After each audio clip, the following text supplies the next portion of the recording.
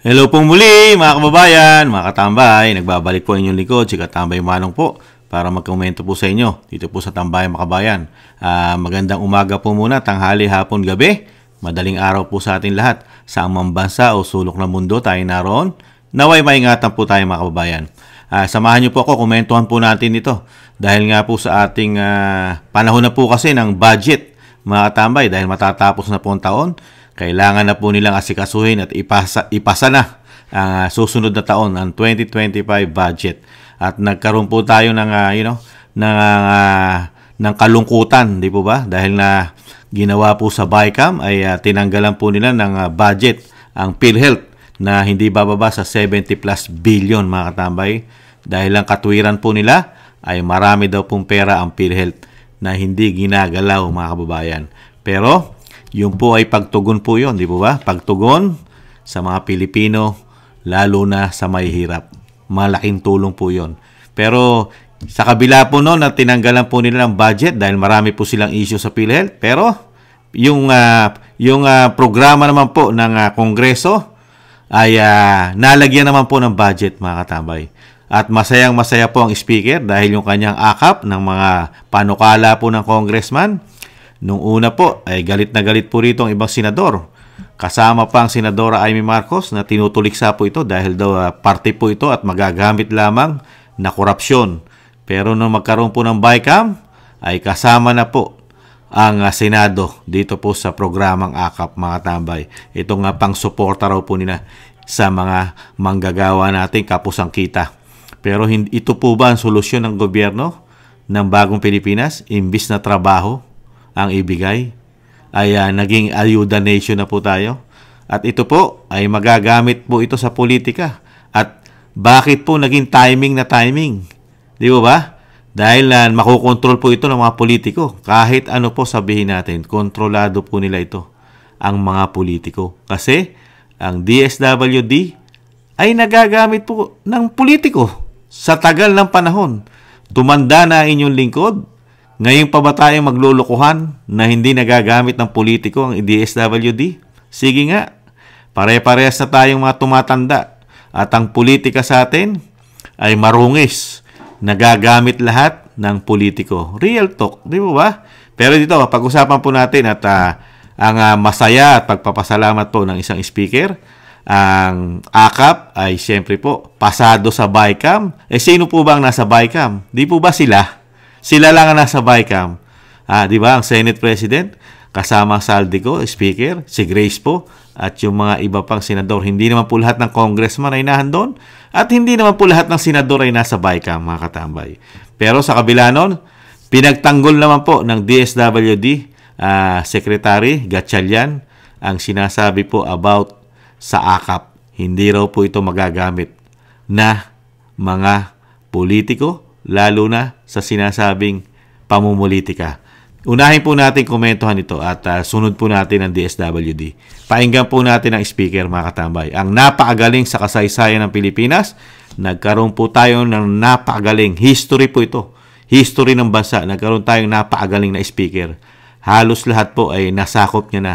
Bilang speaker ay para po nagiging executive pa rin po ang kanyang katungkulan.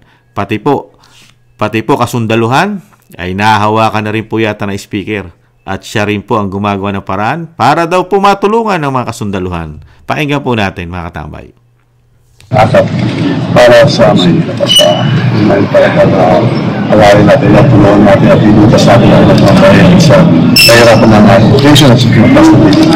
Speaker, yung buong budget po ng AKAP na rin school? Nag-maintain. Ako, isa sa we propose sa GAP. Thank you. Sir, sorry, meron lang po kasi info na pati the senators they will also get the AKAP. Totoo po ba yun? Well, we can have arrangements now with the Senate. Only people to the leadership natin by the Senate. So, maraming salamat din sa mga... So, yung subsistence allowance po for the... Napaka-magandang balita. Kaya ng ginawa po natin yung kay national increase of the AFP for our soldiers, daily subsistence allowance, we increased it from 150 to 350. That is going to be maintained and fully supported sa ating mga sundalo. Kaya nagkakita kami for the high morale of the soldiers, our men and women in uniforms, AFP, tuloy po yun. Daily subsistence allowance inflation, 150 to 350, translates to 10,000 pesos kada buwan. Okay naman, I looked at the... Yan po ang payag na speaker. Pinagpasalamat niya po maipasa ang AKAP dahil po hinalintulad niya rin po ito sa binigay po niya nila ng Congress na dagdag allowance po sa ating mga kasundaluhan na 150. Ipinagmamalaki po, pera po ng taong bayan ang in-increase po ron. Hindi po pera ng mga congressman po yun, mga kababayan. Alam naman po natin, ang speaker ay napakahilig po mag-angat ng bangko yata, sariling bangko niya. Pero hindi naman po pera niya ang ginagamit. Komento ng inyong lingkod. At nakita po natin, nakatambay, napakabilis po nilang naaprobahan ang kanilang AKAP. Pero ang sinasabing ang PhilHealth ay talagang na-single out din po. At ganun din po, ang budget po ng Office of the Vice President ay hindi na po nadagdagan, mga katambay. Mas importante po ang mga proyekto ng Speaker, ng Kongreso at Senado kaysa po sa proyekto ng isang Vice President na meron po siyang satellite office na nakakatulong sa bansa, Luzon, Visayas, Mindanao. Ganyan po ang politika, klase ng politika po ngayon sa ating bansa. Yung mas nakakatulong at maraming nagagawa sa taong bayan ay dahil po sa politika ay kailangan po itong kitilin, mga katamay. Gawa ng paraan. At kung maaari, pabagsakin pa. Ito naman po ang sagot ng DSWD para po sa sinasabi pong AKAP ay hindi po magagamit itong AKAP at hindi rin po ito may tuturing na pork barrel ayon po rito kay Secretary Gatchalian.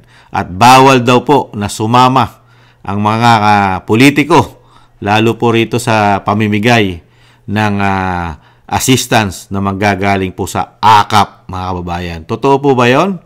Hindi po ba tayo niluluko ni Secretary? Dahil si Secretary Gatchalian ay isa rin pong politiko.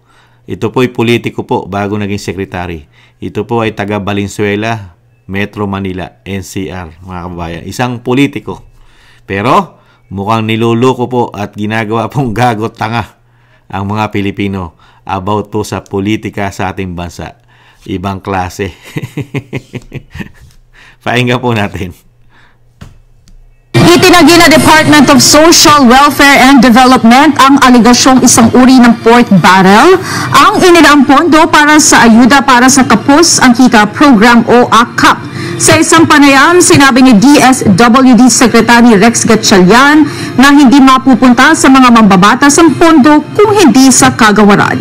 Hindi rin anya totoong maaaring maimpluwensyahan ng mga politiko ang makatatanggap ng AKAP dahil lahat ng rekomendasyon ay sinusuri ng mga social worker.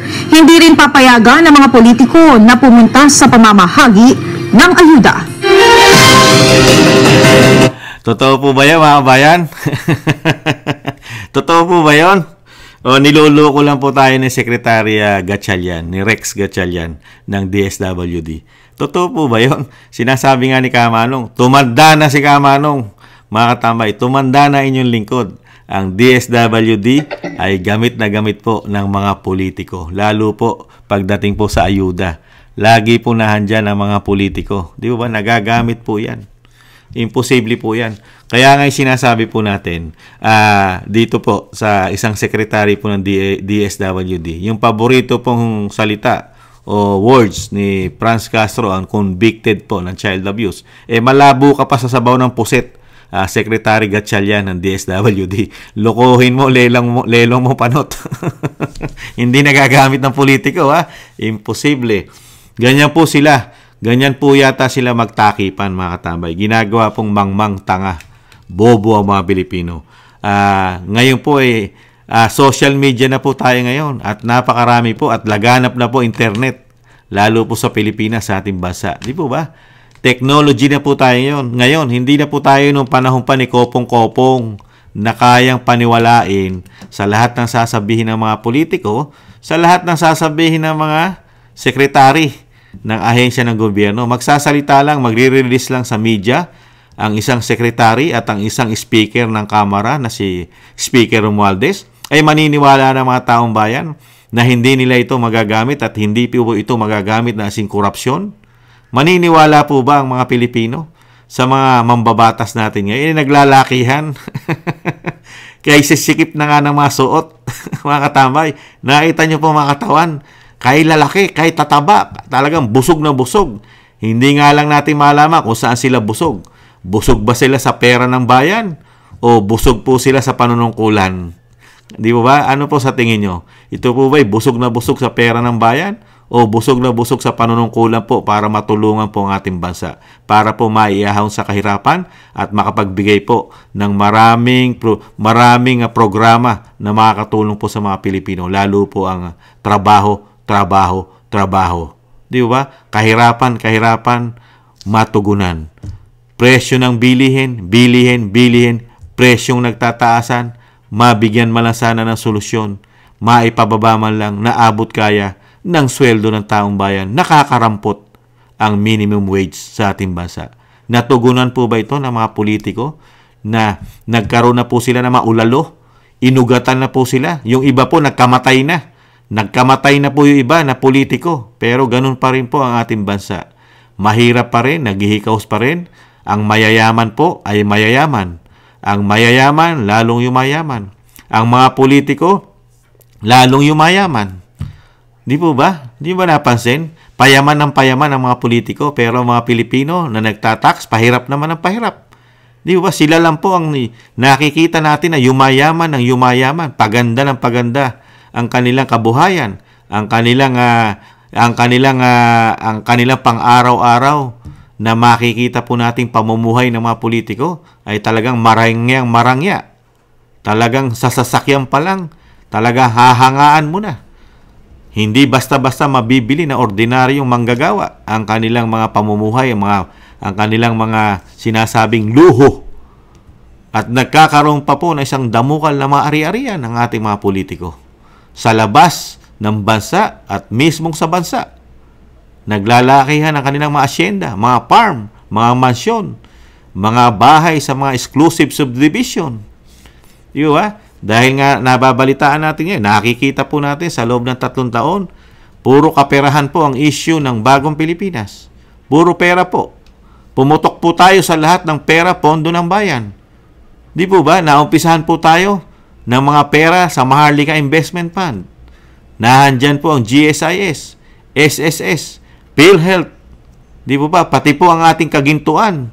Nabenta daw po at hindi malaman kung saan ginamit ang tuni-tuniladang pinagbentahan daw po ng ginto. At ngayon po, 2025 po, budget naman po, budgeting. Nakita na naman po natin, kontrolado na naman po. Kontrolado na naman di umano ng sinasabi ni Vice President na ilang tao lang po. Ilang tao, 2 hanggang 4 hanggang 6 na tao lang kumukontrol ng budget po ng bansa. Nakita po natin, kontrolado nila. Pag ayaw nilang lagyan, sila po ang nasusunod sa pera ng taxpayer at nakakautang pa tayo. Sila lang po, di po ba? Pag ayaw nilang lagyan, sino po ba nasusunod? Taong bayan ba? Sila. Tinanggalan po, 0 ang budget po ng PhilHealth. At ganun din po, sila rin po nasunod sa Office of the Vice President. Di ba? Sila lahat ang nasusunod pagdating po sa kaperahan ng ating bansa. Kaya po, kitang-kita po natin kung paano po sila maglingkod ng 3 taon sa atin. Pero sa kabila nun, nakita po natin kung paano naman po sila mahalin ng social media. Karamihan po sa social media ay mahal na mahal po ang bagong Pilipinas. Lalo po ang mga politiko po. Lalo po ang House of Representatives. Pinagtatanggol pa po yan ng mga vlogger sa social media. Karamihan po, napakarami. Wala pong nakita ang ating mga vlogger dyan na korupsyon. At ganun din po ang mainstream media. At pati po ang makakaliwang grupo ay talagang proud na proud pa po dito po sa bagong Pilipinas. Wala po. Pati po mga oposisyon, hindi na po kumikibo ngayon. At pati lalo-lalo po, nakita po ba natin, nagyayaw-yaw pa si Risa Hontiveros? Nasanay daw siya makakita ng mga anomalya sa gobyerno. Ngayon po ba, nakita po ba natin pumapalag? Hindi na po. Pumapalag po ba yung mga dating naging politiko? Na galit po sa mga Marcos? Wala na rin po. Kahit po si De Lima, Yung grupo po ng mga makabayan na yan, Akbayan, di ba? Gabriela, yung ACT teacher, party list, yung kabataan, wala na po yan, mga katambay.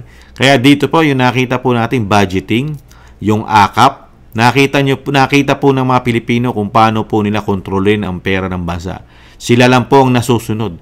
Dahil nagkaroon po tayo ng napakagaling at napakatino at napakahusay na speaker ng bansa at ganun din po, nagkaroon din po tayong napakagaling na Senate President sa ating bansa, sa kasaysayan. Talaga po sila po'y makapilipino, talagang sila po'y makamahirap at talagang ibabangon po nila ang ating bansa na ito po ay maging world class, katulad po ng ibang bansa na nagiging world class na po ang kanilang bansa, kahit nga po ang Singapore na napakaliit na bansa, pero world class na po ang trabaho nila. Nahandyan pa ang Taiwan, tinalo pa tayo ng mga makakalapit natin, di ba? Katulad po ng Malaysia, tinatalo na po tayo, di po ba? Indonesia, Vietnam, at marami pang bansa sa Asia, tinatalo na tayo, mga katambay. Dahil ang ating politika at ang ating mga politiko ay puro one-sided lang po ang iniisip. At ayaw na po mag-isip. Ngayon po tayo nakakita ng mga politiko na hindi na po nag-iisip para po sa problema masolusyonan ang ating bansa. Nakita niyo po bang nag-isip pa sila ng mga solusyon sa problema ng 3 taon? Ano po bang naging solusyon lang po sa kahirapan at kawalan ng trabaho? Nakita po ba natin, meron po ba silang mga proyektong sinasabing major na magiging solusyon ito? Ito na, major. Solusyon ito sa mga problema ng bansa, sa kahirapan at nagtataas ang bilihin. Ano po ba ang ginawa lang nila solusyon sa atin ng 3 taon? Ayuda. Puro support. Yung ayuda po, minsan lang yan. Hindi ka naman bibigyan yan ng buwan-buwan. Hindi naman po pension yan. Ang ayuda pong ginagawa nila, katulad po ng mga ayuda ng DSWD, dinagdagan po ng AKAP, hindi naman po buwan-buwan yan, bibigyan ka. Hindi po sa loob ng taon ay bibigyan ka niyan. Di po ba? Kung kailan lang po nila maisipan. At isa pa, naging solusyon po ba ng problema ng tao yan? Kung nagkakamali man ang inyong lingkod, na yan po ay programa nila na sa loob ng 12 buwan ay susuportahan po ang ating sinasabing mga kapusang kita na ating mga manggagawa. Kung totoo man yan, ang tanong ni Kamanong, kung gagawin po yan ng Kamara at ng DSWD, natulungan po ba? Naresolba po ba ang kahirapan ng ating bansa? Ang kawalan ng trabaho? Ang nagtataas ang bilihin? Nasolve po ba ang problema? Ilan lang po yung sinolve nila? Ilan lang? Ilan po ang kailangan po tulungan ng bansa? Ang kailangan lang po ba i-resolve ang problema? Yung pamimigay na ayuda? Katulad po, pag binigyan mo, wala na yan eh. Hindi naman tatagal na 1 buwan yan. Yung ibibigay mo. Pagkatapos po nun, ano po itsura ng ating bansa? Malala pa rin sa kahirapan. Malala pa rin, walang trabahong makuha. Balik pa rin doon sa napakalalang problema ng bansa. Pero ang mga politiko, yun po ang gustong-gusto nila. Doon po sila nakatutok sa ayuda, sa AKAP, at saan pa? Sa Kadiwa, mga katama. Yan po ang programa natin sa loob ng 3 taon, itong gobyerno na ito. Pero magugulat po tayo.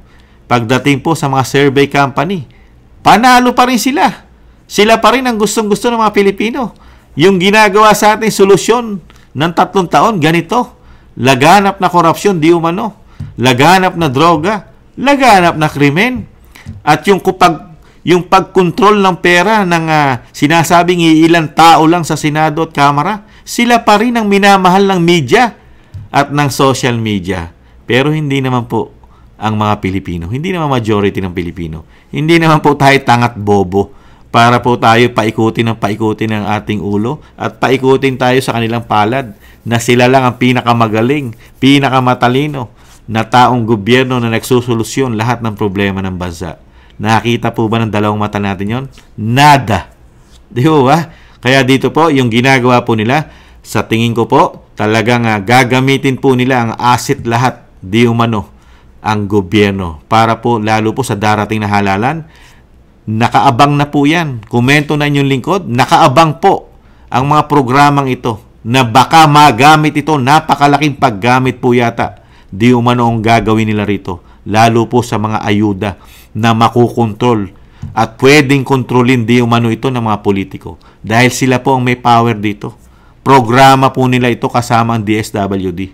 Sinasabi lang po ng DSWD na ito ay hindi magagamit ng mga politiko. Lukuhin nyo, lelong yung panot, mga tambay. Kahit magpa-survey kayo, kahit sa kalye, magpa-survey tayo sa kalye survey, mas kapani-paniwala po kasi ang survey na actual mong kinakausap ang mga Pilipino. Yung kalye survey, yung po ang legit, yung survey ng mga company, hindi po natin paniniwalaan sa panahon natin ngayon dahil ang nakikita natin ngayon sa ating bagong Pilipinas, masyado pong matindi ang pamumulitika po ngayon. One-sided po. Meron lang po silang gustong politiko na iangat po, lalo po sa darating na 2025 at lalong-lalo po sa 2028. Kaya po, baka pati ating mga company survey ay nagagamit po. Pati sila. Lalo na meron pong dire-diretso tayo nakikita na parang iisa lang po ang tinatahak ng mga survey nila. Di ba? Pasin nyo po lahat ng survey at dumami po ang survey company rin natin. Naidagdag ko lang po. Pati po ang mga makakaliwang grupo, may mga survey na rin po ngayon, mga katambay. Nag-survey na rin po ang mga sumusuporta sa mga CPP, NPA, NDF, lalo po yung mga kabataan na kabataan pa lang ay lumalaban na po sa gobyerno. Meron din po mga survey na nilabas yan. Ibang klase po. At puro sila po ang lumabas po ron. At karamihan po doon ay may history po na sumusuporta sa CPP, NPA, NDF. Ang mga lumabas po doon sa survey nila. Kaya po, wag po natin patulan yan. Kaya ko lang po naibanggit yan, mga kababayan. Kasi malapit na po ang halalan. Magagamit po yan, mga kababayan. Magagamit po yan ng AKAP. Yung AKAP program po nila. At sinasabi lang suporta po para sa mga Pilipino natin na kapusang kita. Yan po ang boboto Sila po boboto. Mga botante po yan. Yung nasa programa nila ngayon, botante po yan. Kaya nakita naman po natin yung proseso nila. Meron po mga ID yan. Di ba? May mga fill up, papipill upin ka. Hindi mo alam. Meron na dyan mga sinasabing bulungan. Hindi ka namin bibigyan ng ayuda kung hindi mo tatangkilikin si ganitong politiko, si ganong politiko. Nangyayari po sa ating bansa yan. Di po ba? Pagkakaalyado ka at iboboto mo sila, bibigyan ka ng magandang benepisyo. One-time benepisyo. Kung lalo kung sila tatangkilikin mo. Mga politiko pa sa atin, mga katambay, ibang klase. Di po ba? At yung mga politiko natin ngayon, na mga nakaupo, ay hindi po sila hayok na hayok. Hindi po sila hayok na hayok sa kapangyarihan, mga katambay. Na sila ay ayaw yung kanilang sistema ng pamumulitika ngayon sa ating bansa ay hindi po sila greedy. Hindi po sila matakaw sa kapangyarihan. Hindi po sila matakaw sa pera ng bayan, ang mga politiko natin ngayon. Matitino po ang ating mga politiko. Lalo po ang pagtinanong natin ang mga survey company. Matitino po yan. At lalo pag tinanong natin ang mainstream media, yung mga hindi naman po lahat ng mainstream media. Pag tinanong natin yung mga sumusuportang mainstream media yata sa kanila, matitino po lahat yan. At ganun din po sa social media. Yung sinasabi ni Banat Bay na may mga sweldo po na malalaki. Pabor na pabor po sa kanila. Dahil buffet na buffet daw po ngayon ang pera. Nakita po ba natin? Nakita po ba natin ang sitwasyon? Magtatatlong taon po, lumolobo ang ating budget.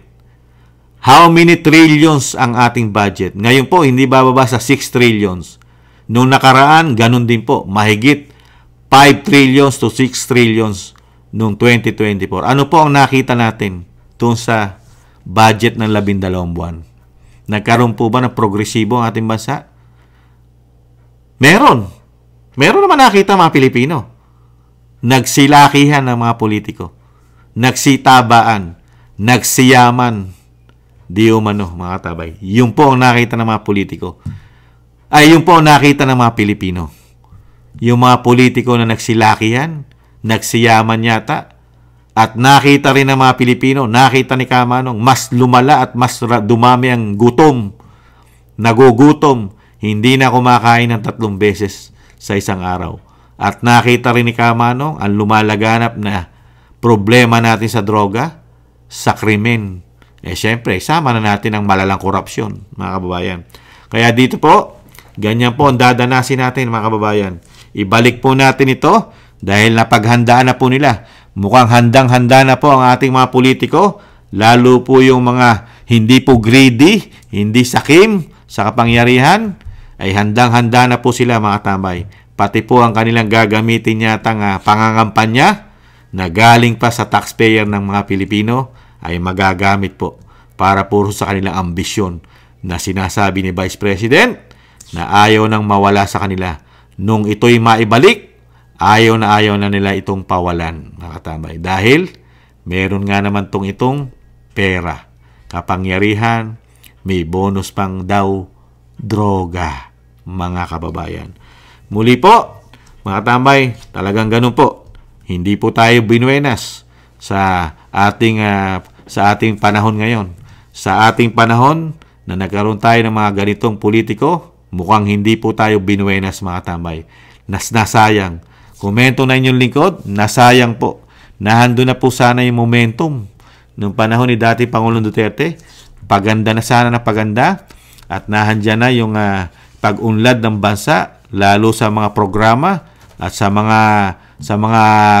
mga build natin. Nahandyan na, tuloy-tuloy na para ang ating bansa ay lumaban na po sa mga Asian country na mga kapitbahay natin na hindi na tayo maiiwanan, lalo ang ating ekonomiya. Pero nasayang po, mga tambay, nasayang. Dahil po nabigyan po tayo ngayon ng mga politiko na mga sabik na sabik po yata sa pera, mga tambay. Sabik na sabik sa pera. Mukhang uunahin nilang bigyan ng solusyon ay ang kanilang mga bulsa yata, mga kababayan. Ay nako, patawarin po sila. Patawarin, mga tambay. Hindi naman po lahat ng politiko. Meron pa tayong matitinong politiko sa ating bansa. Mga iilan-ilan. Hindi naman po lahat, mga kababayan. Meron pa rin po may takot sa Diyos. Gumawa ng sinasabing karumal-dumal pagnanasa sa pera ng bayan. Meron pa naman po natitira tayong mga matitino. Kahit pa paano. Komento na inyong lingkod. Maraming salamat po sa mga gusto po ng ating Tambayang Makabayan. Komento na inyong lingkod sa YouTube at TikTok. At ganun din po sa mga nagla-like, share, and subscribe, and comment. Thank you po, mga kababayan. Ingatan nawa po tayo. Maraming salamat po. Sa muli. Ingatan nawa. Paalam. Bye-bye.